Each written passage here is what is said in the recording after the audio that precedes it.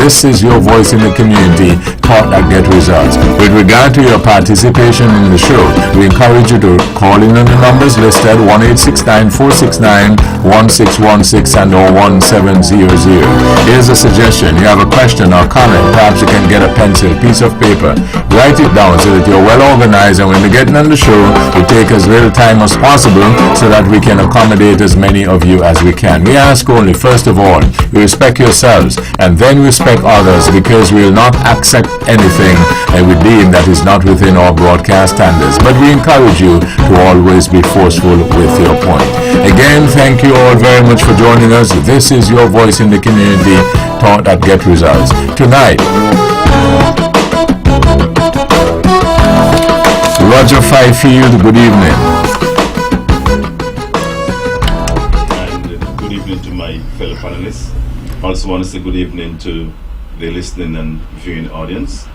We hope that this show would be one that edifies you and one that we can also learn from. Thank you once again, WEBBO. Conrad Niall Libert, good evening. Good evening, WEBBO, and once again I say a special good evening to your hard-working staff here at Vaughan Radio and to the people of the Federation of St. Kitts Nevis. And I want to say also hail up to my friends in the international circle in Toronto and in Connecticut, my friends who are always locked on to this program on a Tuesday night when we gather here in the name of the Lord to discuss the issues affecting the people locally, regionally, and internationally. But it's always a pleasure to be part of this discussion. And I'm inviting the people of Nevis to have more and increase more discussion on the issues that really affecting us. We tend to sometimes seems to be afraid of talking. And that, I think, is negative to our progress. Regardless of the forces that would want you not to have conversation on the issues affecting the people, it's our individual responsibility to really share the ups and downs and our concern about the progress of our little island. So don't be afraid. Let's talk some more, and hopefully we can bring about some solution to the various situations which we are facing. WEBBO, I thank you wholeheartedly for having me once again, and I look forward to a good discussion this evening. Thank you. Edric W. Stanley, good evening. Good evening, WEBBO. Good evening to my fellow panelists. Good evening to the people of St. Kitts, and more particularly the gracious people of Nevis, those who will be listening to us on the World Wide Web and throughout the Caribbean Basin and further afield. Of course, we know that the World Wide Web reaches further afield. It becomes a little superfluous my mentioning it in that way. However, WEBBO, the economy of Nevis is at a St. Kitts Nevis is at a juncture where it is ready to take off, and I'm saying primarily in the real estate industry. And I would urge, I implore all locals, Nevisians and Kittitians, whatever you can buy now. There is some big money people, not only from North America, but potentially from the Middle East, looking to come to St. Kitts and Nevis. So I'm saying to those of us who can afford to hold on to what we have, sell what you don't really care too much about, and ensure that our land remains in our hands. Of course, we still have the enormity of education, health, public works, transportation, and the whole 9 yards with reference to financing. And as a result, we have to again lower, maybe not at this juncture, or we probably still have to, depending on where you are at the merry-go-round. But I would say at this particular point in time, let us try and see how much we can acquire for ourselves and go forward with reference to the real estate industry.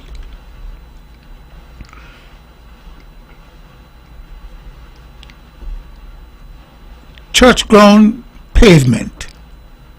I got a myriad of text messages, and the Culturama committee, they are going gung-ho with reference to getting the word out there, to the extent where so many church-ground people, and I am employing all the different villages to do the same, to beckon to our people to come to celebrate the 50th anniversary of Culturama. Some of them are people that I grew up with, but one particular fellow I never heard, but he's from Cross the Alley. So he said, I am from Cross the Alley and I am no kindergarten. As a result, based on the name he called, doesn't ring a bell at all. But at the same time, he is planning to come, and I actually try to find out who he is. But another of the fellows that I grew up with from a very, very young age told me that he knows him and he's from Cross the Alley. How did I miss it? Like I said, I am no spring chicken at the same time. It is nice to know that he is, and so many others are scheduled to come, and it means that the island, of course, will get a boost economically, socially, and culturally. And in that regard, I am saying and beckoning to all and sundries to come and help us celebrate the 50th anniversary of Culturama. Mr. Stanley, I want to reverse a little bit to your opening remarks as it relates to the economy of St. Kitts Nevis will be boosted by in the air from, of course, the spill off from the real estate business, because we are expecting some big money people to be coming. I've been waiting for these big money people for so long over here in Nevis, let me tell you the truth. And I would really want to see some big money people, but apart from the big money people and the big earnings that some people may get who are involved in the real estate business, it makes me think seriously about the local people and who we call the average people, and what this influx of these big money people would have, the impact of these big money people and what they intend to do would have on the living standards and the life of the local people. First, I would try to separate the economies of St. Kitts and Nevis, because no doubt everyone would agree with me to say, when I say that St. Kitts looks good, St. Kitts looks good. St. Kitts seems to be doing well, or has been doing well in the recent past. I can't be sure if I'll be correct if I said that about Nevis. We are waiting for things to happen here. And if your forecast is that sooner or later, I will hope in a serious way that sooner or later means now. Because I think what I've been hearing on the streets and the reactions of the public, and I keep asking myself, am I speaking to the wrong people? People are not that enthusiastic about or optimistic about what is happening or even the immediate future. But how can we look into the future?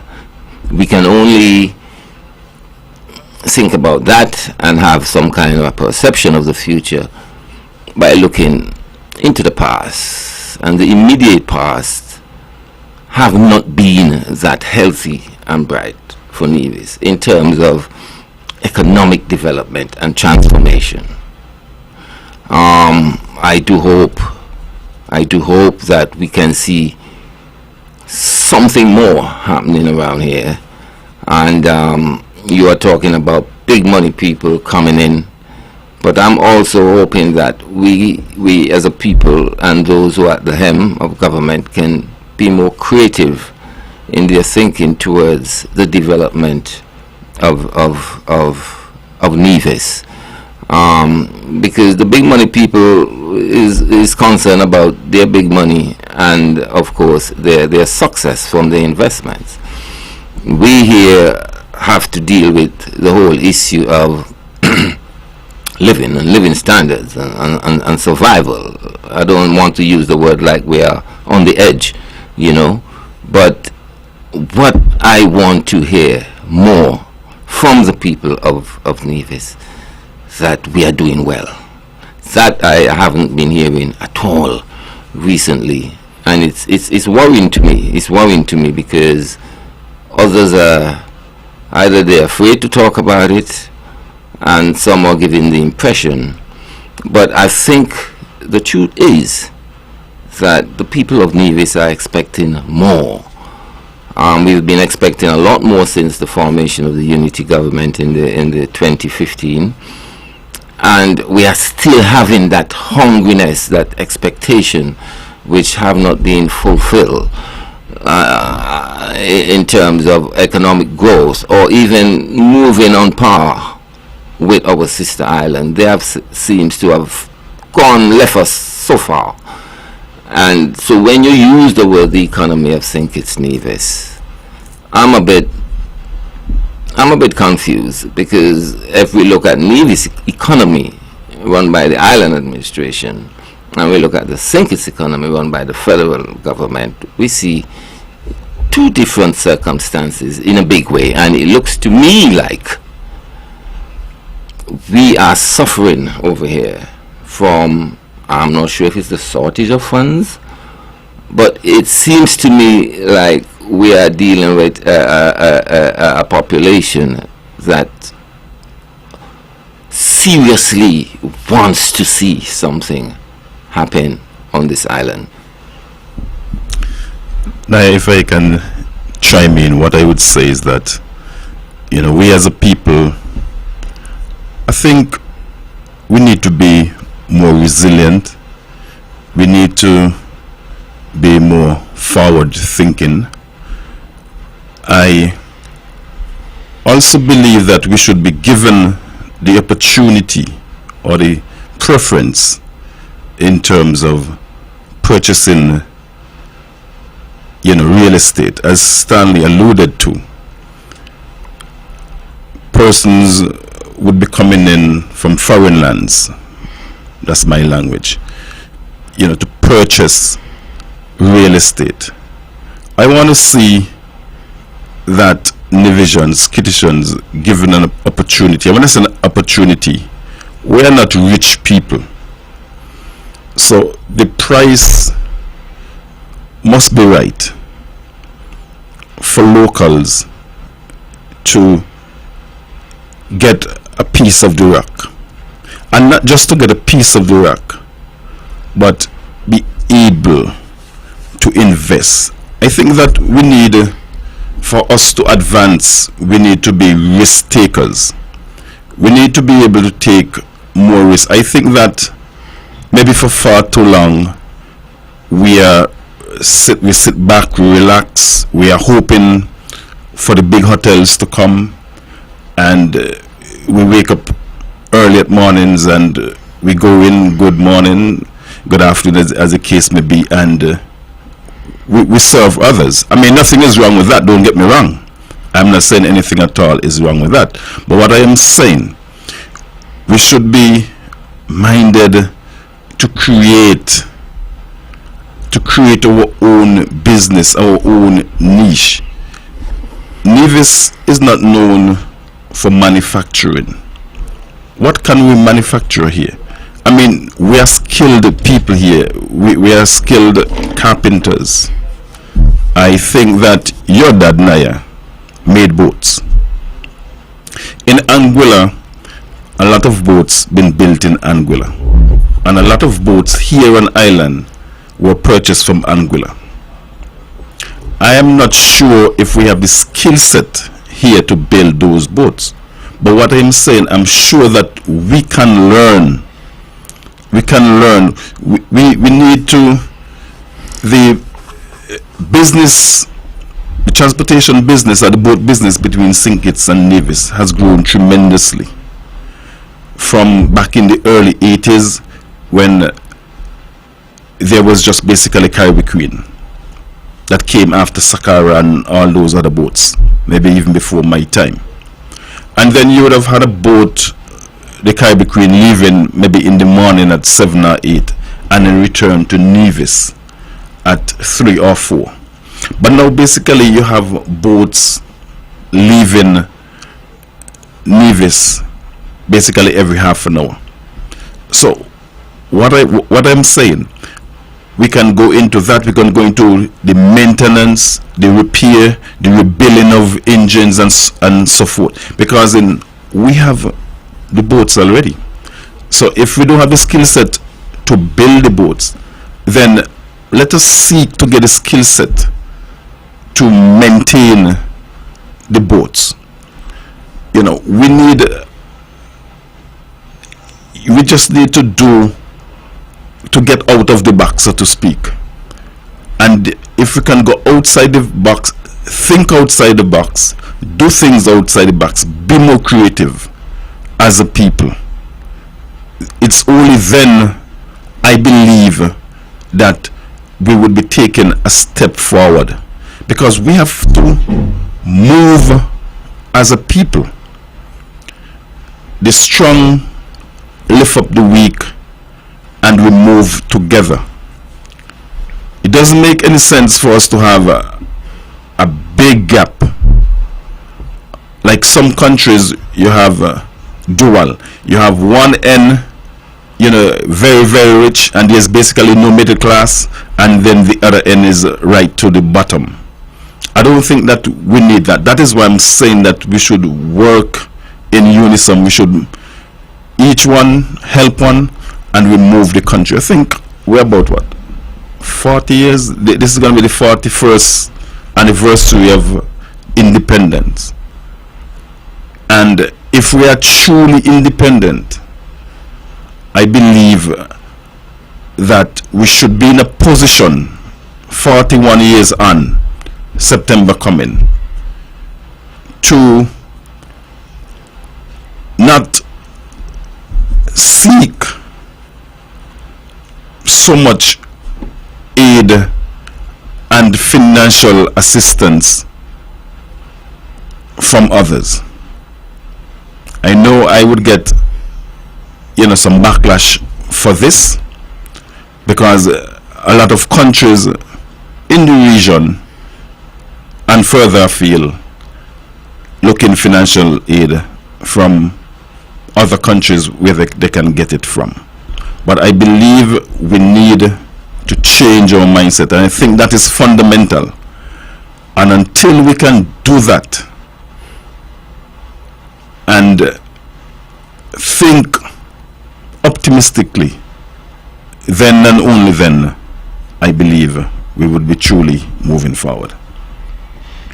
Well, sometimes one sees the glass half empty, and at another time they probably can determine that the glass is half full. And based on what Naya is saying, he's seeing the glass half empty.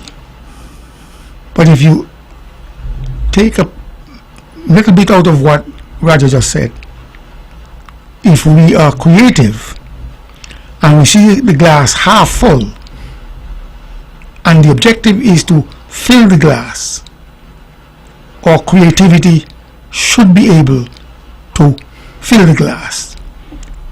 Quite a number of people will be coming in from different parts of the world, but more so from United States, Britain, Canada. They should have been trained. They are trained.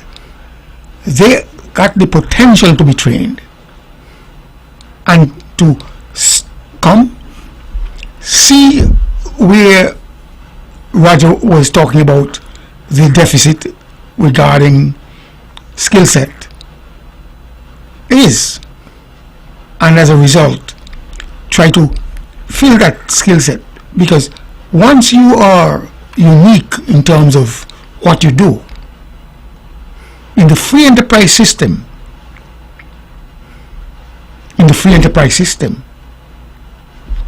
you should be able to lift yourself by your bootstraps out of that level where you are to a higher plateau. Therefore, I am beckoning to those who are coming, please begin to think like what Roger mentioned, outside the box, and as a result make a contribution. And most of you complain about the cold. Gentlemen, let me take this. Good evening. Thank you for holding. Good evening. Good evening. Yes, this conversation is very good, and it is up my street. Let me first say, one of the main reasons why it appears, or maybe it's a fact, that St. Kitts is moving way in front of Nevis is because of the lack of treating Nevis in the right way when it comes to sharing money from the passport. What do I mean? Don't let nobody fool nobody. The progress that St. Kitts made under the former administration that just leave office, they used the money to push St. Kitts more than they use it to push Nevis. That is something I against all of my life. So I didn't want to call tonight because I love listening to you all, but I prefer to just relax. But I had to call. Let me make this abundantly clear. I am Carlton Elroy, Emmanuel Rastafari without Locks Dupont. Over the years that have been around, St. Kitts Nevis could have been the best country anywhere on the planet if Nevis were treated the right way by government after government, even those that I back. So it appeared to people that Nevis not doing as well as St. Kitts. If that is so to them, that's okay. But the reason why it's happening is because the money that we sell passport for, we are using it but spoon feeding Nevis. Let's move on from that quickly. I want to ask people all over the world to come and see Nevis for Culturama 50. It's a wonderful country. I love it. I like what I'm seeing in terms of the roads construction, the building of low-income houses, and I'm encouraging people to come for Culturama 50 because if I live, I am not only coming alone, I'll be bringing people with me. And lastly, I want to say to the people of St. Kitts, let's go over to Nevis sometime. I think sometime next month they say they're having some athletic meet with St. Kitts and Nevis. I am looking forward for that big time. And you all have a good rest of the evening, and I'll continue to listen. Very nice program. And I like to hear the guy there who sometimes seems to be controversial, somebody named Naya. I like him. I don't know the person, but I like his attitude towards the program. Have a good evening. Caller, I could engage you a minute. Certainly you can. You indicated you were calling from St. Kitts, right? Yeah, I am calling from St. Kitts, yes. Right. One or more of the panelists in the program, I was listening acutely just like you, and they seem to suggest that, my words, all is well in St. Kitts as far as the economy is concerned. Do you know whether or not a good percentage of the persons on St. Kitts are on what we call PEP or STEP or something like that? In other words, getting assistance from the government? Quite a lot of people tell me here they're getting assistance from the government. Okay. Do you know why the government does that with those persons? It appeared to me like Success's government, the one before and this one, they are doing it in order to keep a certain amount of people tied to them. Okay. And I want you to know it's bothering me. Right. It's bothering me. Well, but let me tell you what happened to me early this morning. I received a call before I went to train. A guy told me last night, Mr. Dupont, what do you think? Last night, a big Labour supporter called me. And he was asking me, what think? What was going on? It looked to me like if an election call tomorrow, we gone in, you know. I am not pleased with the government at all. So he asked me what I think about that call from the guy. I said, well, I can't tell about his experience. But from what I'm hearing in the last month or so, something seems to be a problem in St. Kitts. I don't know what it is. Okay. But everybody calling me and telling me they have a problem in terms of the economy flowing. Okay, and that's in St. Kitts? That's here in St. Kitts. Okay, let me ask you another question, and I'll just one more question. In reference to the water supply and the electricity supply to the residents and so on, what's your view on that in terms of what you would hear people evaluate it? Is it 100%? Is it very good? It is bad one? Yeah, I will say reasonable. If the ministers in government and myself used to really get along, I'll call to ask certain questions, because of late, whether everything I'm telling you is the truth. Of late, at night, people calling me, Dupont, what's going on? Do you have water? I said, no. Well, I'm in Sandy Point, I'm not getting any water, but I live in Bastia, still don't have water. Once 9 o'clock gone, I have no water. Okay, all right. Thank you. Okay, good. You all have a good evening. I like the program. Yeah, thank you. Okay. Now I ask those questions because, I made some notations here that was listening the exchange among the persons. Because I happen to listen to a lot of people all across the spectrum. And I seem to find that sometimes people talk loosely, right? And so I just wanted to get the view on the record of maybe a person or persons on St. Kitts, because you take, for instance, that if you don't have water for a period of time on Nevis, it says the worst thing ever, we're the worst in the world. Whereas we said that everything in St. Kitts is fine. But I don't actually hear everybody in St. Kitts saying the same thing. So the electricity goes off on Nevis, and it is the worst thing in the world. And we say that in St. Kitts everything is fine and dandy, but I don't hear everybody in St. Kitts say it. Then we say that the economy is in St. Kitts, it's bubbling and it's going so great, and it's so rough and tough in Nevis. But a lot of people in St. Kitts, as the evidence will show, they are not. The government has programs in place to get them up to a livable wage. But what we're saying here is that it's so bad in Nevis, but over there the economy is thick and everybody is doing well. So I don't know whether or not we are so qualified to talk for the people in St. Kitts.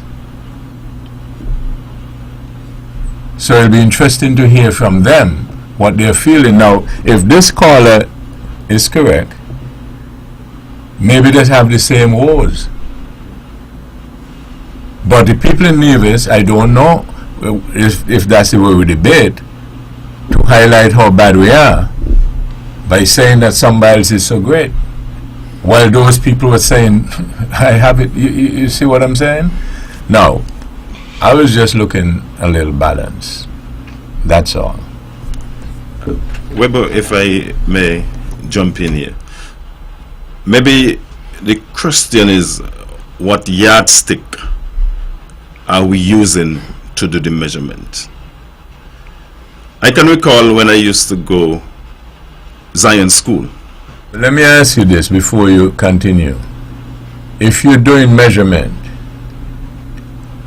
between me and you, a comparison, it seems to me that it makes sense to use the same yardstick. Exactly, precisely. Oh, okay. But I want to believe that there are many different yardsticks that have been used, and everyone has their own measuring and measurement and reading. Now, as I was saying, based on the yardstick, WEBBO, when I used to go Zion School, I can recall after the test, I went home really happy to my dad, telling my dad, yeah, I came second in my test. And my dad looked at me and he said, well, what happened? They in something near first, no? And I mean, I thought I did well. I mean, I came second in the class. And here's my dad asking me if there's nothing near first. So that's the reason why I'm saying that there are different yardsticks that have been used to measure the same item. Now, if I can move on to that. Before you move on, because sometimes I'm slow. So, in other words, when you are evaluating Nevis, you use a different yardstick. Because I'm speaking to what I was hearing. So use a different yardstick, so that if our electricity, if we don't get water, let's say 24 hours a day, let me strike that. If we were to get water 20 hours a day, that is not good enough. Notwithstanding, the people who we're talking about, which is much better than us, are getting it 10 hours a day. So that's, in other words, we use a different yardstick for Nevis. Well, WEBBO, I'm a proud Nevisian. Let me just put that on record. And I believe that there would be challenges. There would be challenges. And the question is, how do we overcome? What do we do to overcome our challenges? I am not saying maybe I could answer that. Maybe what we need to do is speak from a factual basis. I like to watch people's statuses. Sometimes I learn to look news, and I see somebody put up on their status recently. This is my own translation. What they were saying is they are following the debates around the islands, all the islands, the political debates and stuff like that as people are campaigning and so on. And they're talking about what people are saying in terms of the conditions of the island, in terms of infrastructure, etc., etc., etc. And when they hear that other islands, the water situation, electricity, and when they compare it to what Nevis has, and our people are cussing it all the time, at the same time praising up those same islands where the people are complaining. And finally, just one more point. A few years ago, a couple of years ago, heard people praising up and say how great the Prime Minister of Barbados was.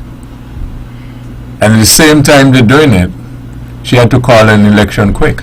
You all remember that? Yes, yes. And when we are talking about a model here, we're talking about her. But her people are telling her, I think you need to get out of there.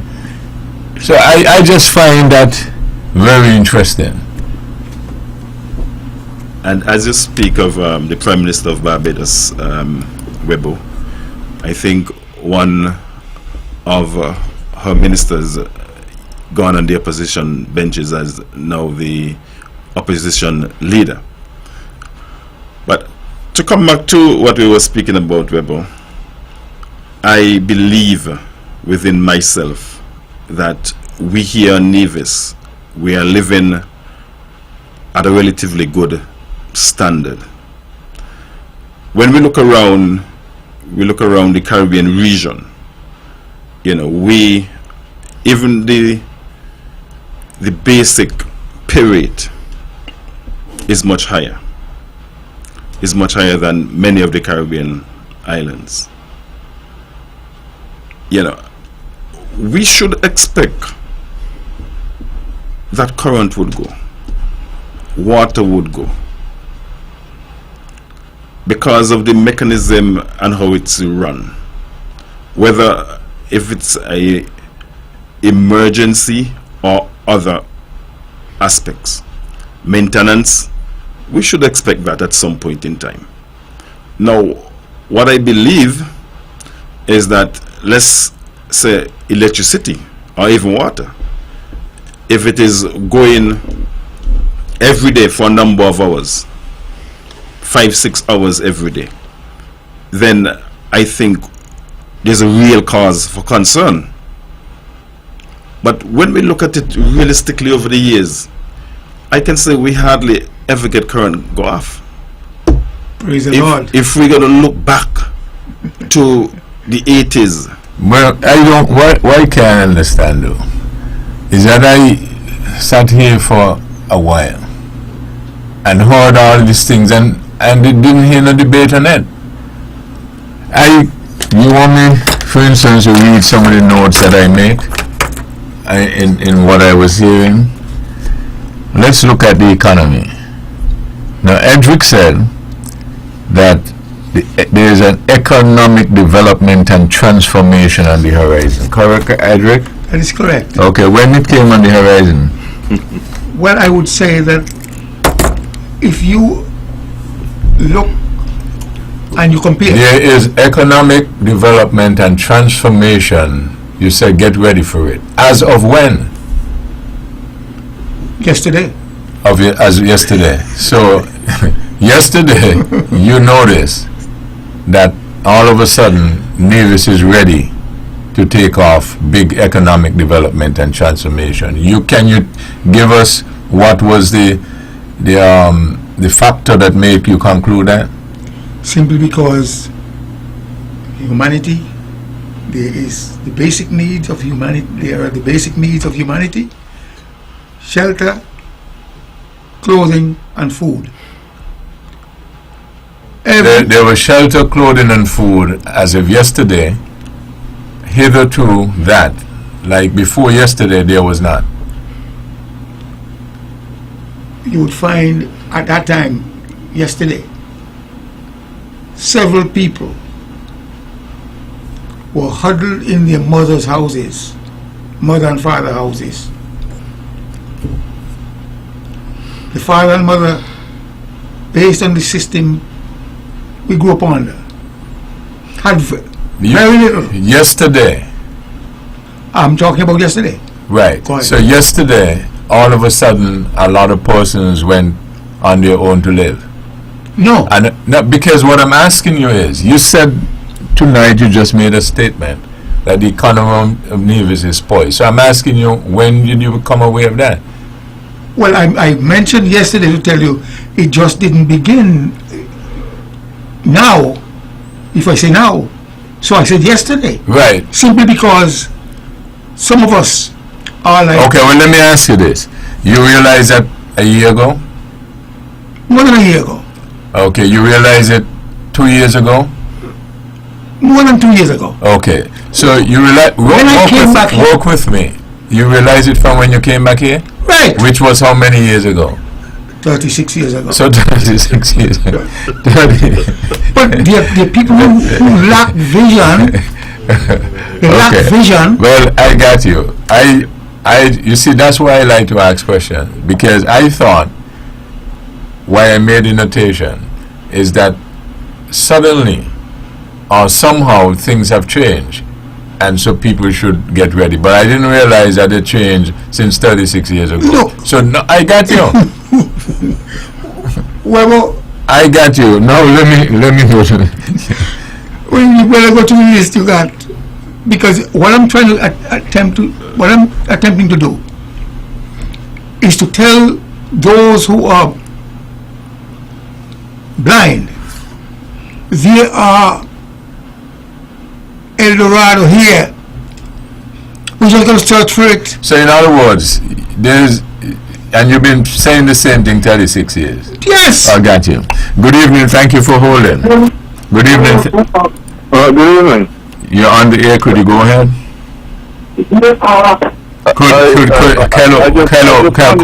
Caller, you have whatever you're listening to on. Could you turn that down and listen to the phone? You're going to hear it. Okay, I'll turn it off. No, I just wanted to say the comparison between St. and Nevis. I never thought about the housing in St. is terrible. Hello? Yeah, we're hearing you, so you just go ahead. No, I was just saying the housing in St. is very terrible. Can't compare with Nevis. Nevis have a much higher standard of housing in Nevis than in St. So it depends on what you. If you're looking at the amount of hotels built in St. then okay, that's understandable, because there's a lot of hotels in St. But that doesn't mean that the people are living good in St. Mm-hmm. Okay. Okay. So I Okay. completely agree with you. Okay. Okay. All right. Thank you. Now, I just, when people make their case, I just like to normally like to know what is the basis on which they made the conclusions. That's all. Then by debate differently. Now you could tell you all that, right, Naya? Yes. But I want to make the point to Mr. Stanley, but that I'm not a pessimist, and I don't see the glass half full, but I'm a realist. I like to look at the situation straight in the face and have an opinion about it. I'm talking about the economy. I'm not talking about living standards. We always claim to have a higher standard of living over here in Nevis because we own our land and so forth and so forth. But I'm talking about the economy, the strength of the economy, the degree of diversification which is possible. What is attracted, or who is attracted to Nevis because of the economy? Economic growth. That's what I'm thinking about. I'm thinking about Nevis and its ableness to do more for itself. Its ableness maybe to even pay its own civil servants. That is what I'm really thinking about. And of course, to me, it looks like over here that we have a serious shortage of funds. I don't know why. I mean, one of the caller have pointed it out and said that, we have not been treated good financially from the passport sale and whatever. But it seems to me like over here there's something that makes us find it difficult to complete projects that we have started, and to attract foreign investors, which to me it's a standard, that the people will look at as transformational to the economy and open up opportunities and so forth. Of course, we would like to see Nevisians stay in Nevis and be employed wholesomely and in a rewarding way. We would still like to see less of Nevis people money spent in Sinkits. These are the things that to me is cutting off the legs of Nevis, And when I'm talking about the economy, these are the things of concerns to me. Really, we can always say, well, okay, in Nevis, of course, we have good infrastructure as it relates to road, as it relates to water, and we are still trying to improve that. And electricity doesn't go off the way it goes off in Sinkits. But why is it then, in the light of all this happening in Sinkits, we find more investment is taking place in Sinkits? We find a lot of our migrant workers find themselves in Sinkits. Why is it we have to actually go to Sinkits huge numbers every day, every half an hour boat, and spend all the money down there? These are my concerns in terms of Nevis moving on par, meaning that we can hold our migrants workers, we can maybe spend more of Nevis people money in Nevis. These are the things that are of concerns to me, because if it continue with that trend, which we just take for granted, where Nevis people spend all the money in Sinkits, there's no hope for Nevis. Let me ask you a question, Naya. Everybody keep talking about the CBI monies, right? Which is obviously the biggest share of the takings for Sinkits and Nevis. Do you agree with that? Yes. Okay. So, you agree also that Sinkits is entitled, as a part of the Federation, a portion of that? Mm-hmm. You agree with that? Yes. We're not debating Yes. what portion of it. Mm-hmm. Okay. And you agree also that Nevis is entitled to a portion of it? Mm-hmm. Okay.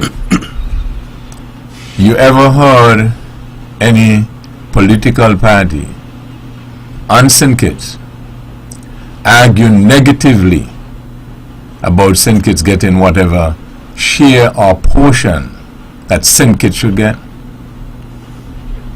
no. Have you ever heard any political party on Nevis debate or argue negatively that Nevis should get what portion or share it should get? Yes. Okay. You ever, in your debates and questioning, as you just did now, highlight that and wonder why?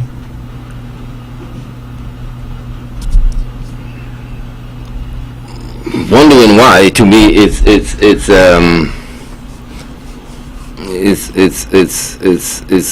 our problem today. No, just like you just mentioned, you wonder why are these things, so why you don't have these things, his name is, etc., etc. You ever wondered that were Nevis to be on one page and get what is entitled to them, right?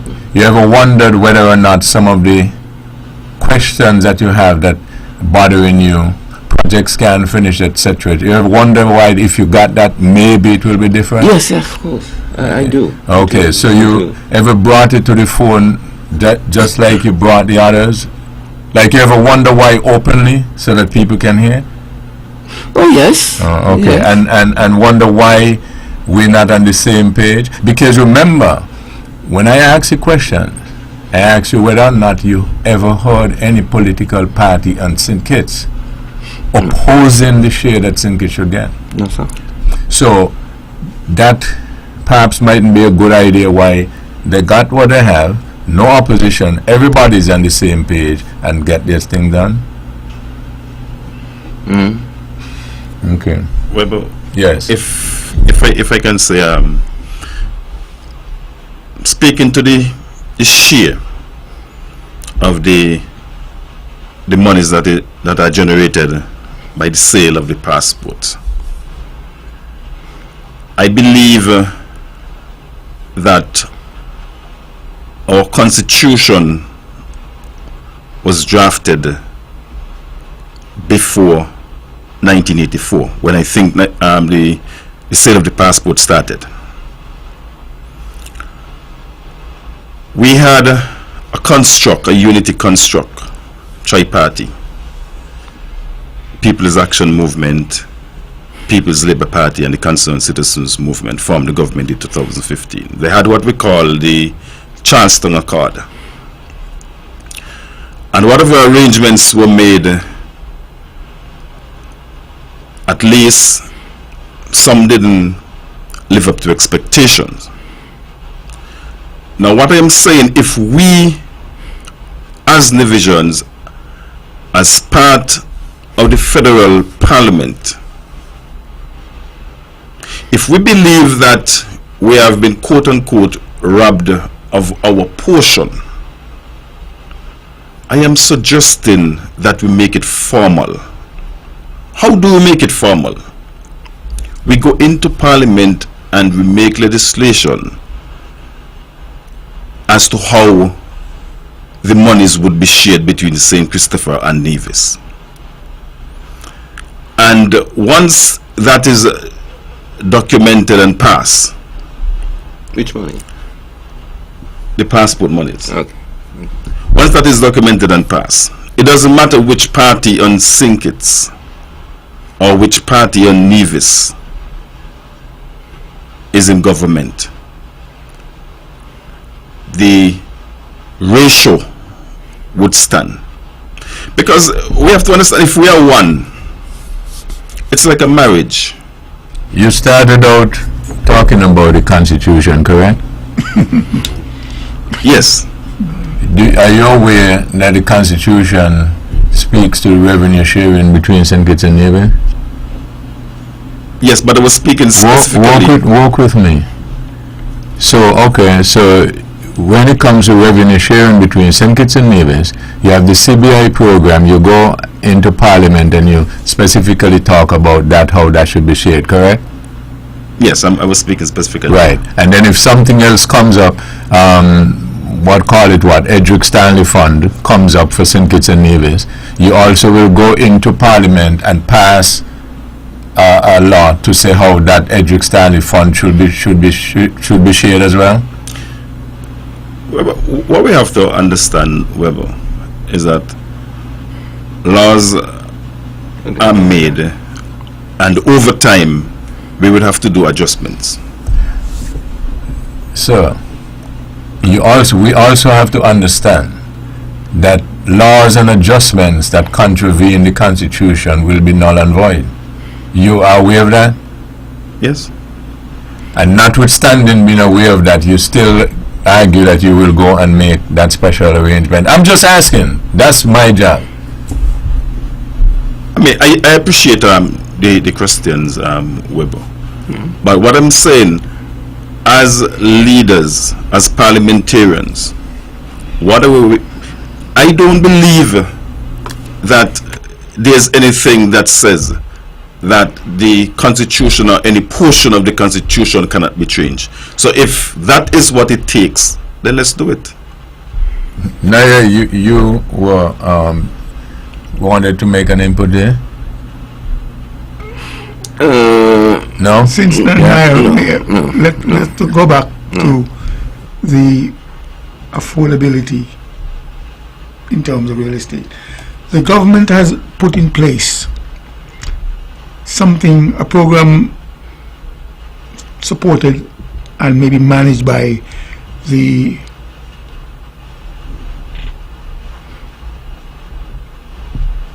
help me out with the Housing and land. Yes. Housing and land. And therefore, there are categorization, stratification, separation between those who have a little and those who have a little more and those who have the most. Although Housing and Land has this program, there are people who seemingly not satisfied with what Housing and Land did for them regarding a shelter, a house. If you were to look at the amount of retaining walls made from cement block, it tells you clearly that they are attempting not really to get a fence, but if you make an analysis and comparison, they could have had a much larger and more valuable house with those fencing blocks. So my point is, you got the stratification, those who have a little more and those who have the most. Let me just take this. Good evening. Thank you for holding. Good evening. One of the things that we really should look at is, and we've heard about it from time to time, but it doesn't seem as if anything very serious is done about it, is look at how the CBI money has been spent since, let's say, 2006, I think it was, when the SIDF started. I think before that, the funds coming in were minimal. Nobody spoke about it. But when we look at the overall income from that time to now,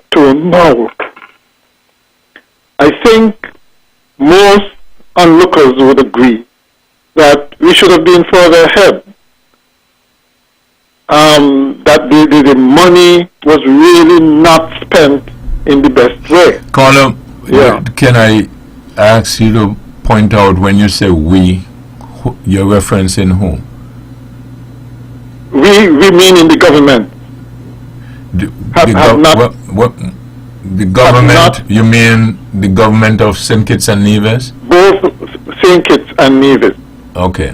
have not used the money to our best advantage. Sure, there is development, no question about that. I mean, it's hard when you look at those vast sums, billions you're talking, for there not to be some kind of development to show for it. But I don't think we've used it in the best way possible. A lot of it seemed to have been spent on social programs, for instance, which do not help to really grow the economy, make us more resilient, make us more independent, make us thrive more, right? Those are essential. It was essentially used almost to give us a welfare state, and we all know where welfare states end up, right? So yes, we've made progress, and I always say if you're going to be doing a comparison between St. Kitts and Nevis, you got to compare apples and oranges, because yes, there may be some things in St. Kitts that are of a higher standard than in Nevis, but vice versa exists as well. I think the housing stock in Nevis, for instance, is much better than in St. Kitts, right? And there's very little differential in the standard of living, to be quite honest. Arguably, it might be more in Nevis. And caller, just for the record, you're calling from where? St. Kitts. Okay, go ahead. Yeah. I think what Nevis, the problem that Nevis suffers from, and it's been like this for years, and very little has been done about it, and the electorate in Nevis have not held the government to account for it. is the fact that essentially it's one hotel that carries Nevis. There should have been more diversification. You can't tell me that an economy should just be based on one establishment. That's quoting disaster. Okay. All right, thank you. All right. Edric, I think I interrupted you. Could you go ahead? Is not being comprehensive. We've had not only the Four Seasons Hotel, we've got Nisbet Plantation, we have the Hermitage. Nisbet Plantation It's is out that of operation. existence. Well, it's almost back in existence. But work with me. But when you're given factual information, you Okay, can well. work with me. You can't give almost thing. Remember that's my job, you know. Quite so. Okay, so Okay. Close down. You've got Montpelier Hotel, and you got Owari Hotel, Paradiso. Paradise. Those are carrying their portion of the weight with reference to accommodations, maybe at a different level, but at the same time, they're still hotels, small hotels. But what I can I just wanted to make that point. right, but you're accusing the caller of not being comprehensive. Okay. When you're the one who put this stuff on the table, you did not put anything to back up what you're saying. I don't get it. That is the point that I'm making. You come and meaning that you came. My mentioning Nisbet Plantation? No, Okay. you were the one who, in your opening stanza, said how Nevis economy is about to explode. You talked about the economy of Nevis, how buoyant it was, correct? Quite so. So then you're waiting for the caller to put the evidence on the table, and when he comes with some, you accuse him of not being comprehensive when you didn't make your case. Anyway, let me get a break. This is Thought I Get Result. Edric W. Stanley, Conrad Naya Liber, Roger Fifield. Your phone calls on 1-869-40. This is just a light moment. That's part of what this program is all about. So we will be back after these.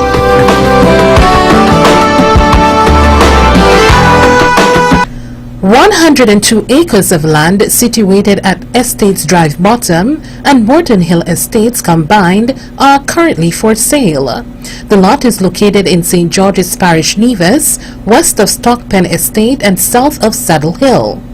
Interested persons are asked to call Edric Stanley at 1-869-469-3868 or cell 1-869-665-5634.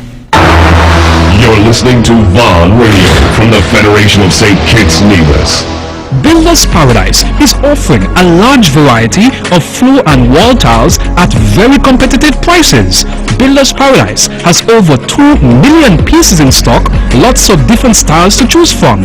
Whether you're renovating or tiling a new house, Builders Paradise has what you need. Wow! Oh, and remember, we're open all day Saturday to serve you better. This is something that you can't refuse.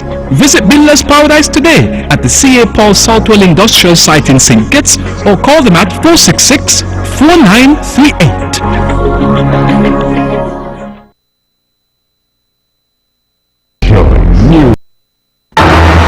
You're listening to Vaughn Radio from the Federation of St. Kitts Nevis.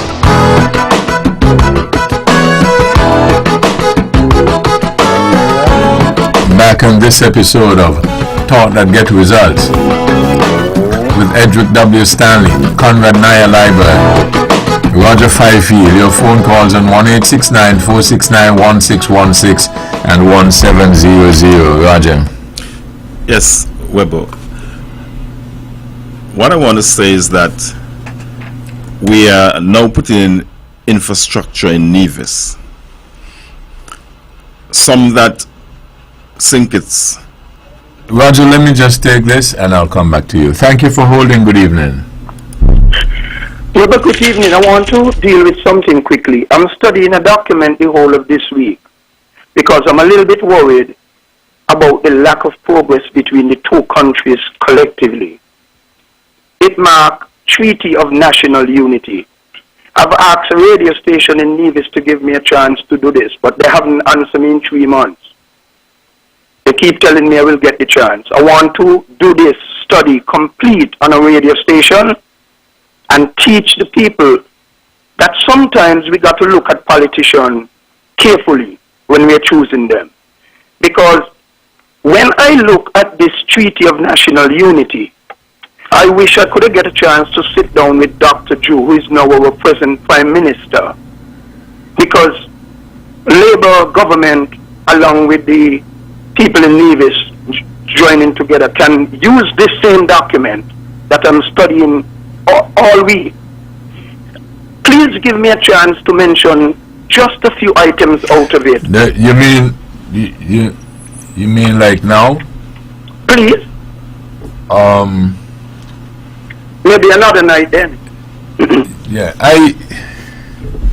maybe another night. Because one of the things I realize about your program, you control your program, and it's a good thing. I don't want to say why. I know it's a good thing. So nobody should tell you how to do your program, because you keep doing a good program, in my opinion. Now, okay, let me don't just read the 2 items I wanted to read. Let me just mention 2 things in it that bother me. It speaks towards coordinating properly between St. Kitts and Nevis from the unity before this government. So why Nevis couldn't get the money to do geothermal from the passport and sale? Because geothermal would have benefited the 2 countries and we will have been more prosperous. By the way, Mr. McMahon, who called you a while ago, we don't get along with everything on radio, but I love that man so much because he makes a lot of sense, even though a lot of people hate him. Now let's deal with agriculture. Agriculture is causing a big problem in St. Kitts, WEBBO. But agriculture will continue to cause a problem no matter how much money we give the people in agriculture. Let's pass that. We're going to give out millions of dollars down here now to encourage people again. It's not going to work.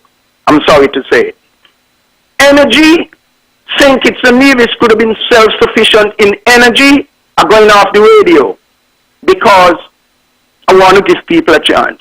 Energy could have been a massive thing to build this Twin Island state if we only treat each other with dignity, fairness, and respect. The world don't need no peace, you know. All you need is fairness. And everything will come inside it. I have a passion in this country. And that is why I'm disappointed ZIZ can't give me a chance to do this program. Because government after government, let me make this last point kindly, government after government in this country continue to do injustice to the people of St. Kitts Nevis. ZIZ radio and television. I don't know if I want to debate them though. Okay, Weber. Notice when I call in on your program, I prefer not to listen, but when I call, work with you. I always appreciate that. Weber. So we move on from that. Yes. All I want to say is this. Let us keep working on solution. We have enough problems, but let us work on solution. Weber, please give me 1 more minute, can you? Yes. Come I tell you something that warmed my heart. As much as people hate me, there's a stadium right here next to where I'm living that I've been training on it for 10 years. On the 1st of January, I went down to train all over lockdown. So they told me that the stadium is closed for construction. So I went and asked the officials. I see construction going on the pavilion, but none on the track itself. Any work at all will be done on the track itself? They told me no. Good. So I went and asked another set of officials, any work can be done on the track? They told me no. So I said, folks, why some people have keys to come in anytime they want, open the stadium gate, go in and train, and when they leave in, they lock it back. What happened to me and the 20 elderly people that train with me between 6 and 7? Since no work is being done on the track, could you please allow us to come from 6 and 7, so 8 o'clock when they work on the stadium, we are not in there. You know, they keep locking the track till a week ago. I mentioned on ZIZ Radio that the track should not be given to certain people to train, and not me and the elderly people at morning from 75 and 80 years. You start opening the gate. Monday I went down and trained. Today I went down and trained. I just came from down there, the gate open. It seemed to me that somebody listening, and in spite of the fact they don't like me, they understand that since no work is being done on the track, open the gate so we can train from 6 to 7. WEBBO, I want to thank you very much for giving me this opportunity, because I'm going to sleep much better. I wanted to get it off my heart. Okay. We must treat our people good, no matter what we think about them, because God is looking at us, you know. Okay. And if He don't judge us now, He'll judge us in 20 years. Thank you. All right. Thank you. Have a good evening. Roger, I interrupted you. Go ahead. Yes, WEBBO, I was speaking to the infrastructure. And if I may go back a few years, because I think might have been a caller or one of the panelists alluded to that persons from Nevis going over to St. Kitts in the numbers. Yeah. But back in the late 90s, very early 2000s, we had the Caribbean Cove. And I can vividly recall Kittitians coming over in the Jobs, especially on a Saturday, and they would come from the earliest boat and leave at the latest boat. So I am saying this to say, to fast forward now. Just last weekend, we had at the Mondo Track, the Nevis Athletic Stadium, the Ginseng Up meet, Ginseng Up Classic, I think that it is dubbed. And what we find happen is that this meet normally held in St. Kitts, but because of whatever is happening with the track there in St. Kitts, our counterparts in St. Kitts now have to journey across to Nevis. And there's nothing wrong with it, as I see it, that we are one. Sister and brother are sisters, are brothers, however we want to call it, one federation. And I believe at that meet, the patrons of that meet, both from St. Kitts and Nevis, had a wonderful time. In speaking to one or two persons who journeyed across from St. Kitts, they would have said to me that they had a wonderful time.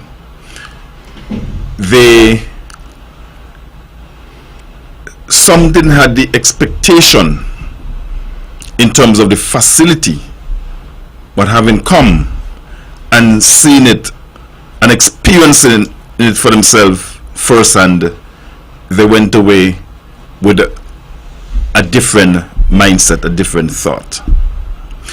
Now, if I'm to come to the athletes itself, I want to say congratulations to the Charleston Secondary School. They would have won the meet for the second time in a row. Congratulations, Charlestown. And I want to say congratulations to all of the schools who participated. But permit me to say special congratulations to the Gingerland Secondary School, my alma mater. I believe that they would have done really well. They would have improved over the years. I believe, if memory serves me right, they would have won 6 gold medals, I believe, and I think they would have placed 4th. So I just want to say congratulations again to Charlestown and Gingerland, and of course all of the schools that take part. And I believe in March I'm not sure of the date, might be the 16th and 17th. Subjected to correction, the inter-high school sports would be held right here at the Mondo Track. So that is something that I believe we could all look forward to. Well, let me just make a plug here for the church ground pavement group that will be coming. There is a church service at the St. John's Anglican Church on the 4th of August, which will be a Sunday. So I hope that we come out in our droves to support and to be present at the Anglican Church. But at the same time, the big thing is to support Culturama 50, that is beckoning to all Nevisians throughout the globe to find themselves here and to bring their learned skills and to look for the avenues that are available where they themselves can put down their bucket and draw fresh water. You know the term, the people who are on the Amazon dying of thirst, not knowing that they are on a lake of fresh water or the Amazon River. I want to congratulate the Charlestown Primary School. Secondary. Charlestown Secondary School for winning the Jinxing Up Classic meet. It's always something very comforting when we compete with our sister islands, and especially in areas of athletics, and we turn out to be the winner. I believe in a general sense, and I don't want to speak too fast, they probably have better athletes than us. For whatever reason, we are better cricketers, and 1.5 times the size in population. Yes, for various reasons, and so I'm so happy when we get that top position when competing with the sister islands, and I like to see that really. I like to see when we go down to St. Kitts and compete, and I like to see when the Kittitians come over and compete. You know, it always have been something of great interest with both islands. Naya, okay, go ahead, Naya. From when I was very young, I mean, the biggest crowd you would see at the El Comida Willett Park is when St. Kitts is playing against Nevis. Okay, let me just take this. Good evening and thank you for holding. Good evening, you're on the air. We can hardly. Hello? Yes, you're on the air. Could you go ahead? Yes, good evening, WEBBO. I just was listening to a gentleman. Good evening to everybody on the panel. This is the first time I'm calling into this program. The guy said that the people and the officials and everybody said they enjoy themselves, and I feel so good to hear that, because I was a bit upset with the kicking up and the, you know, what they had going on, what I heard they had going on, and I was so upset because we just go down, we just come back up feeling good, we come over late hours at night, you know, and everybody enjoy themselves. So I really feel good. And to what I hear just now, that the officials said that they had a wonderful time. Let me forget about everything, come over, we just go over. So this is the time for you all to come over. Just come over and everybody enjoy themselves. And I want to say congratulations to the Charlestown Primary School, high school. And I want to say congratulations to my grandson, who won the field 7 times. That's the first time he won that race, and he come in 3rd. I'm proud of him. So I just want to say congrats to the Charlestown Secondary School and the Jingaland Secondary School. Bye. Thank you. Yes. Well, as the caller spoke to the specific race, the 3,000 meters, I think it was.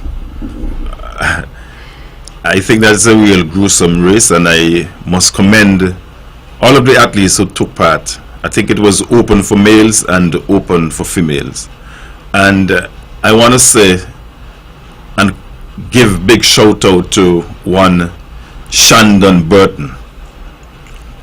I think he would have won that race last year.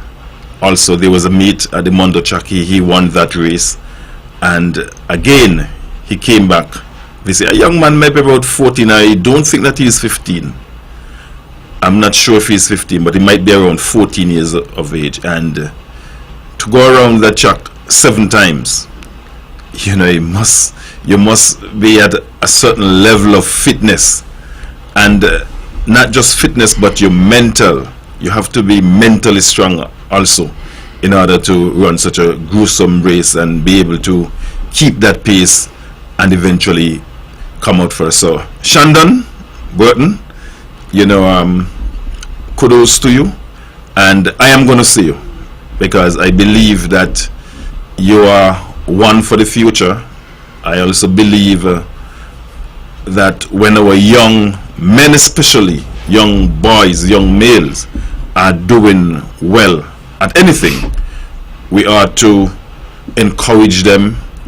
We are to give them whatever it takes in terms of encouragement for them to keep on the straight and the narrow.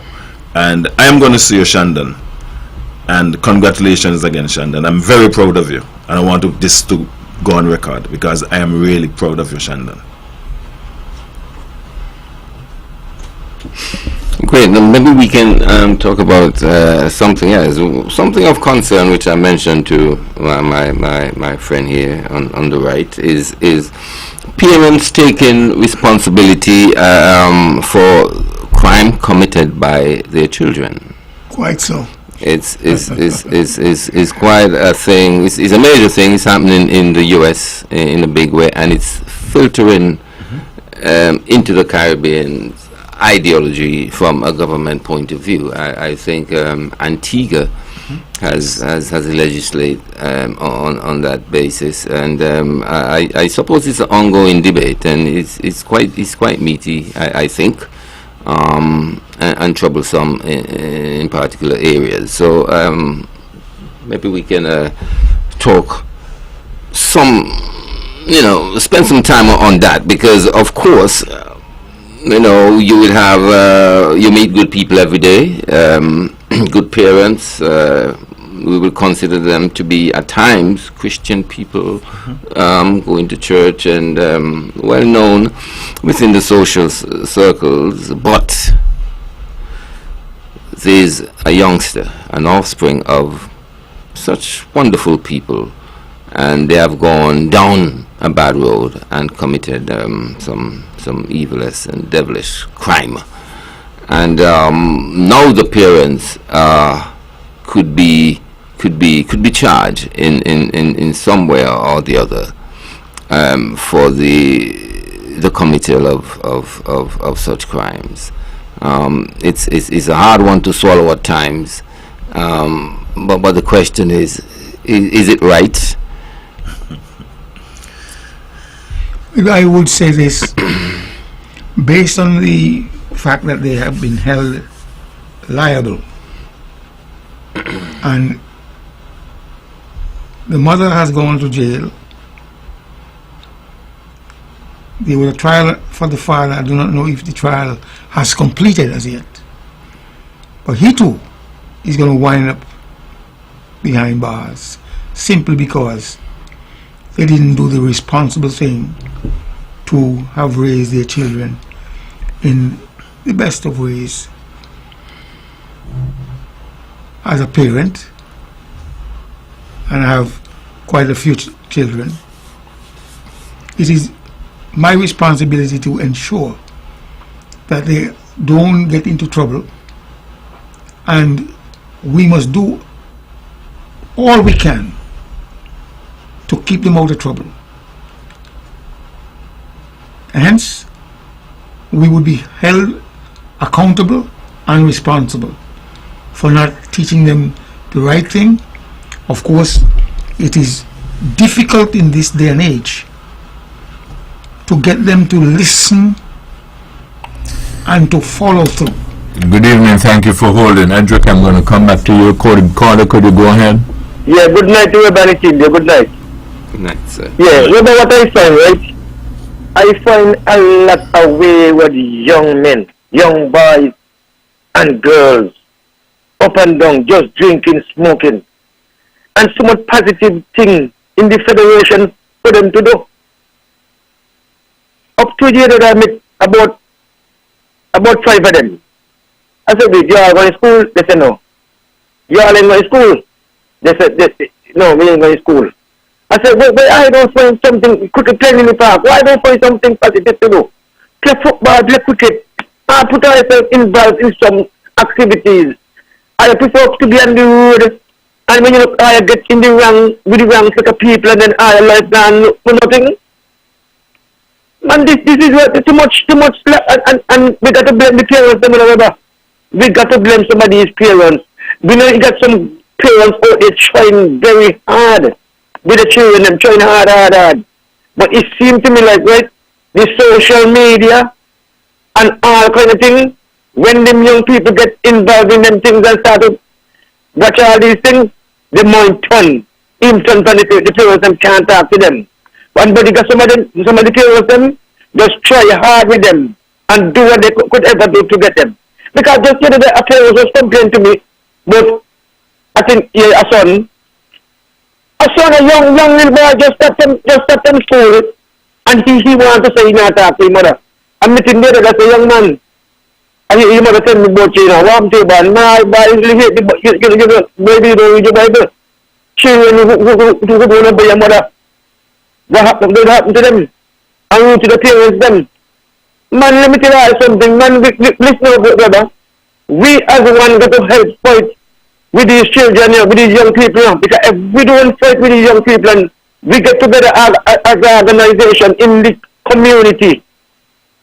We just cannot put a last. Our young men and women don't put a last, and other people can come in the country and take the trade, get the trade work, get the job. This is it right now. Too much wayward young men and women up and down. Ain't going to school, boys and girls, not men and women, boys and girls.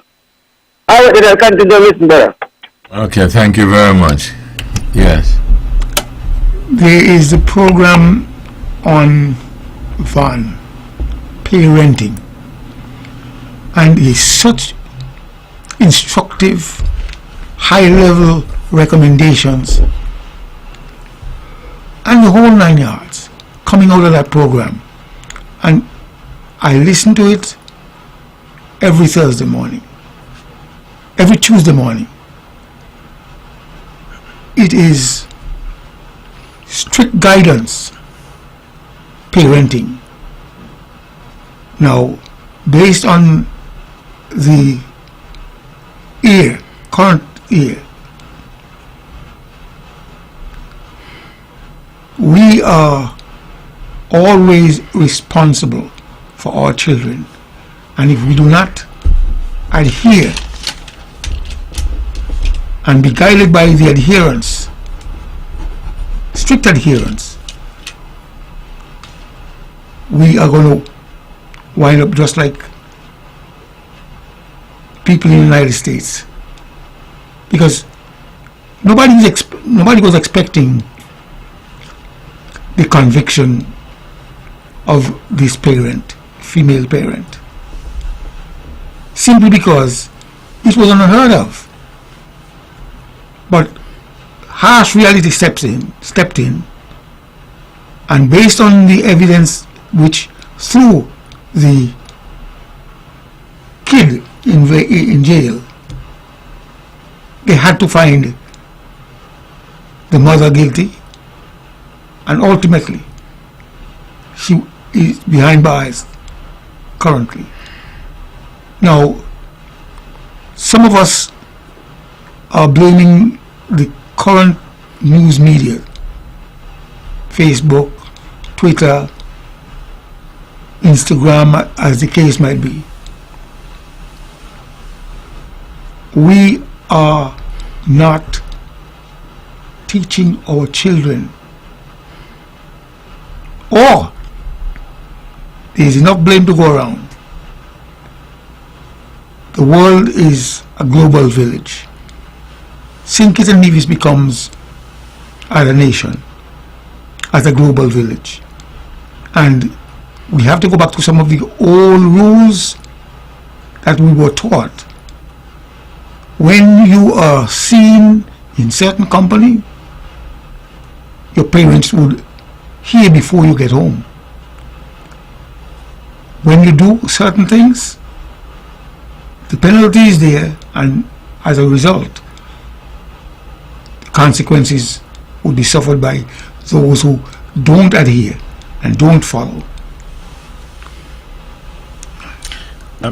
WEBBO, based on what is happening in Antigua, what I can say is that the last elections in Antigua, the Antigua-Barbuda Labour Party would have campaigned in a negative way about the same legislation now that our law that they have now trying to enforce, in terms of the parents, could be locked up for whatever their children do or does.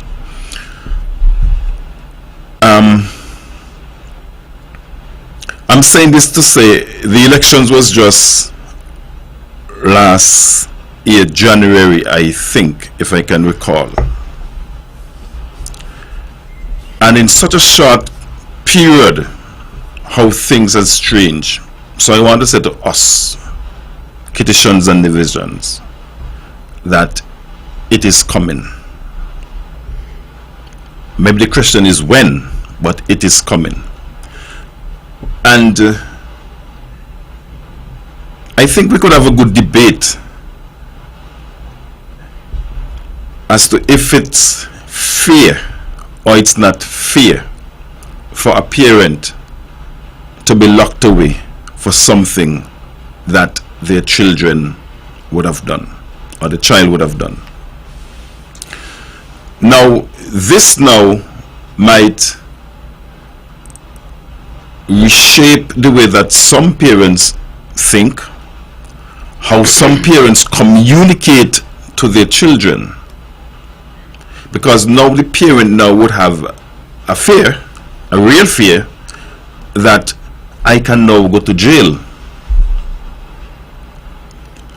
It's alleged that a number of the juveniles who commit crime, that the parents, they know about it and they push it under the carpet.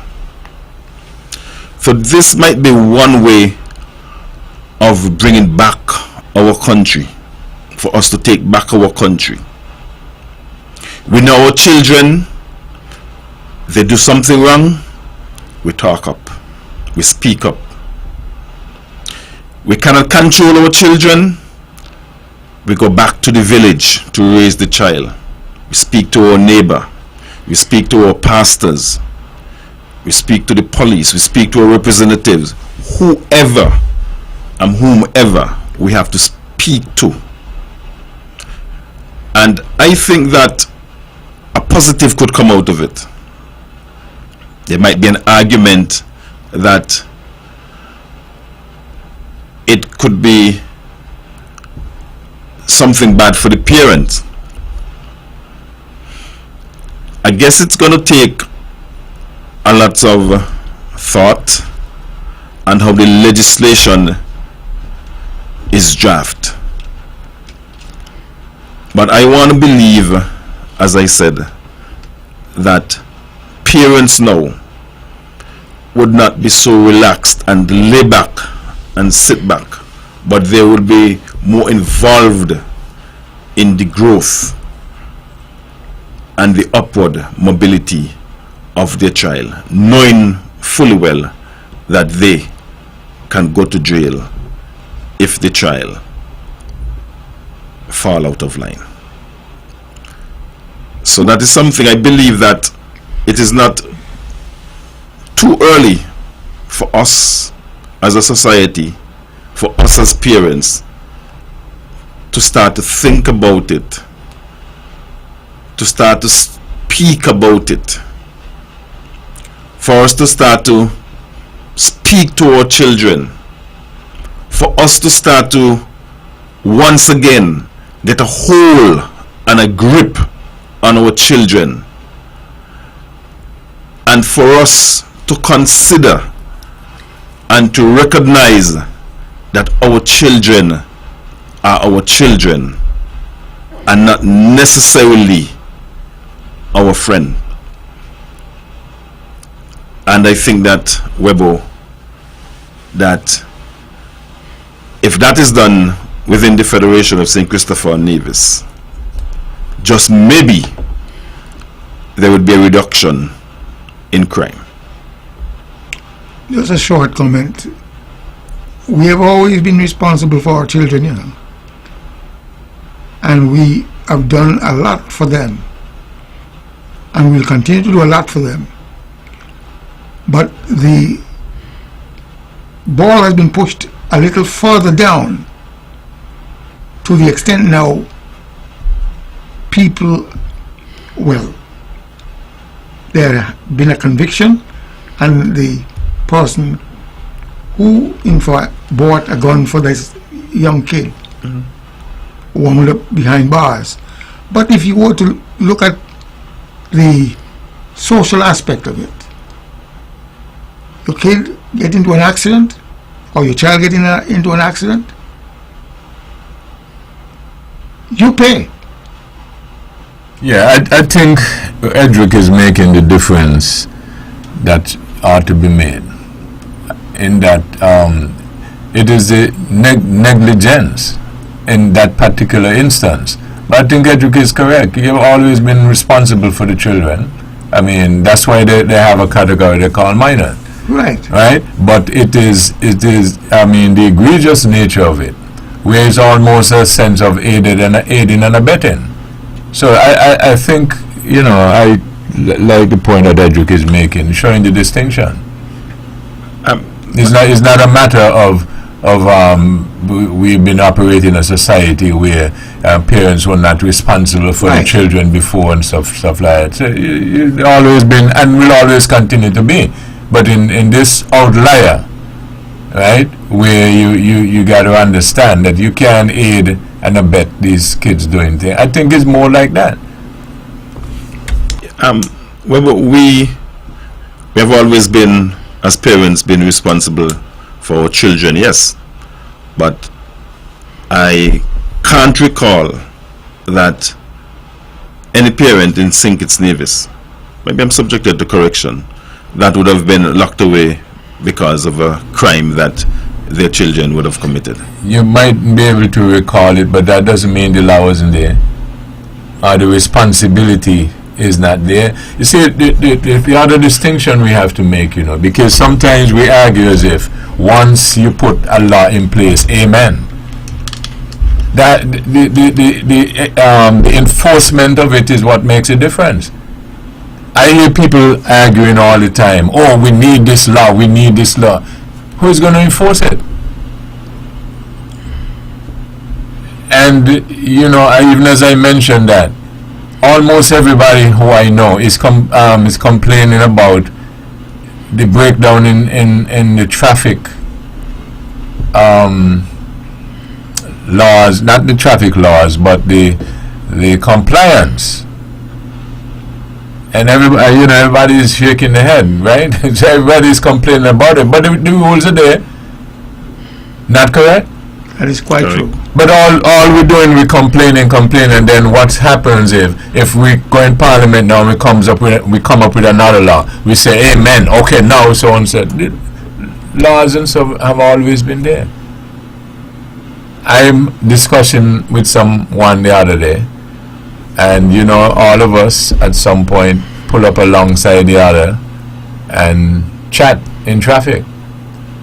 and the person is commenting, they need to put a stop to these things. They say, but that a person can be charged under the obstructing the free flow of traffic. You don't have to go in Parliament and make a law especially for that. Even if you're driving slow, you could be ticketed for impeding traffic. Yeah, so, you know, sometimes that's why there's a difference between talk and talk that get results, right?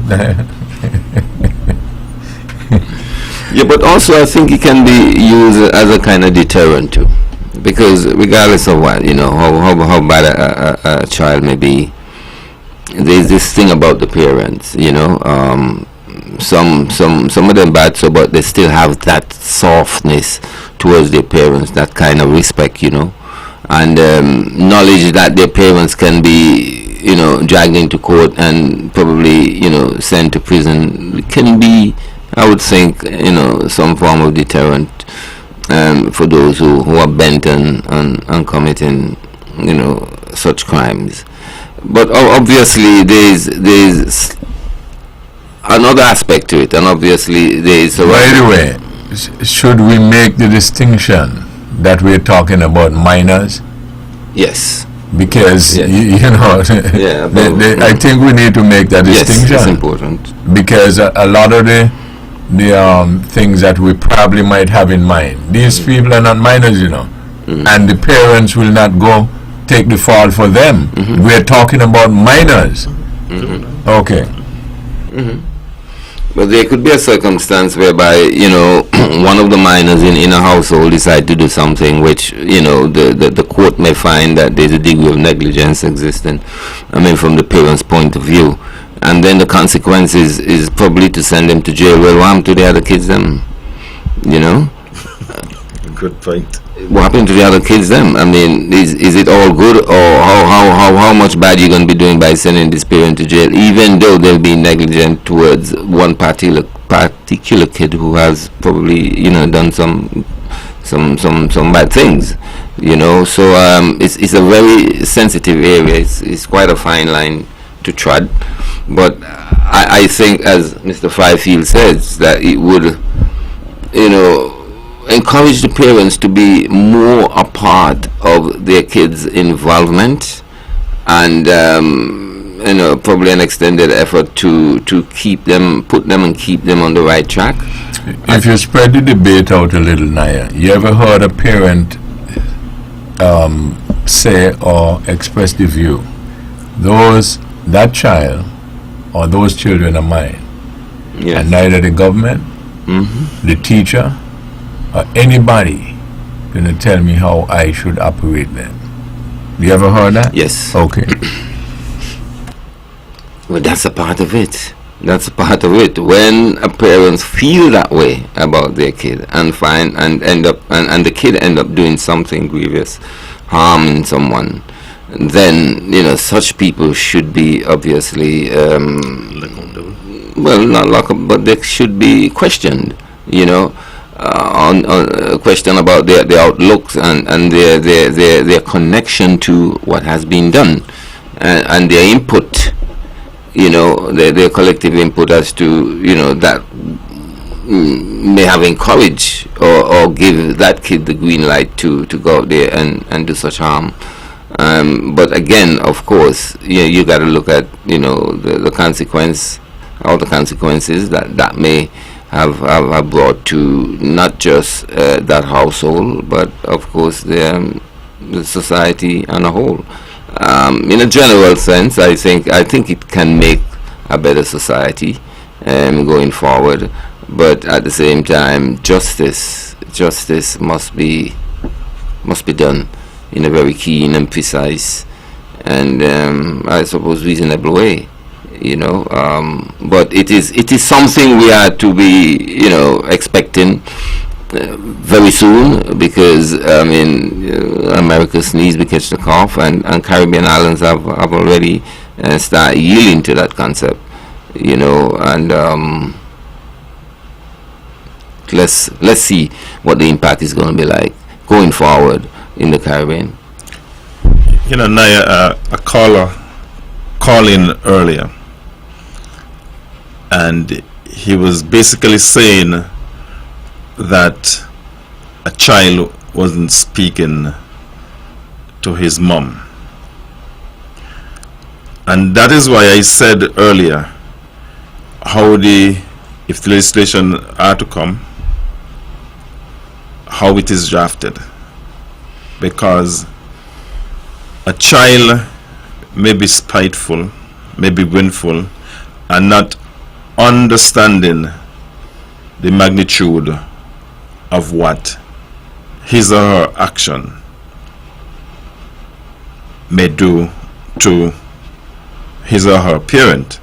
They may just want to do something maybe spiteful, vengeful, because they would probably be saying that, hey, I don't like my mother, I don't like my dad, knowing that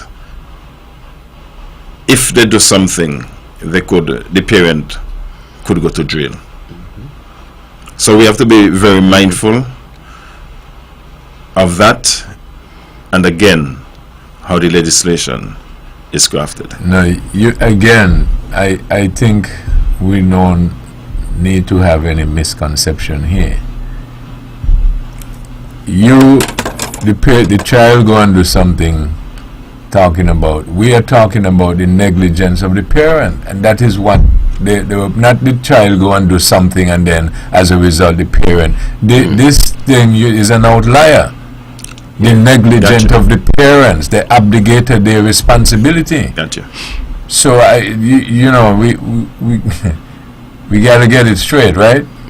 Yeah, there must be that nexus between the negligence, the inability, or the willfulness of the parents not doing anything, and it's based on negligence, certainly. If a parent is, for whatever reason, is all focused, ultimately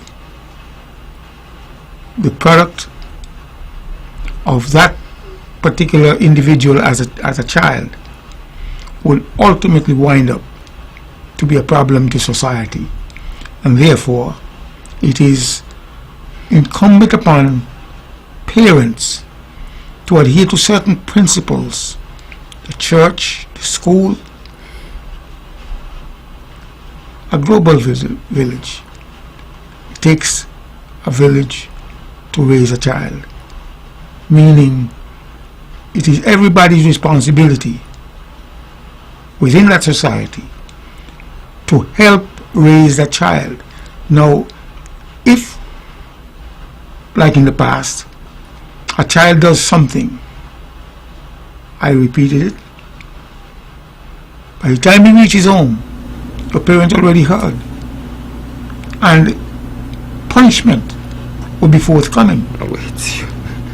But you agree that it didn't happen in every case, though? No, not in every case. Right, so then... Not in every case. But, we grew up a certain way in the past that we don't like to know that our parents got bad news on us. So it don't happen now? It's still doesn't happen? Okay. Still happening. Okay. That's the last word. This program repeats at 10 o'clock tomorrow morning following the VON News Minute. Join the Honorable Mark Brantley tomorrow evening at 8 o'clock for On the Mark. And then Thursday evening at 8 o'clock, join Keats Carbio for Government at Work, a place to spend all of your evenings right here in the Eastern Caribbean Spa House. Thank you all again for joining us. This is your voice in the community, talk that get results. You all have a wonderful evening. The views and opinions expressed on the preceding program were solely those of the participants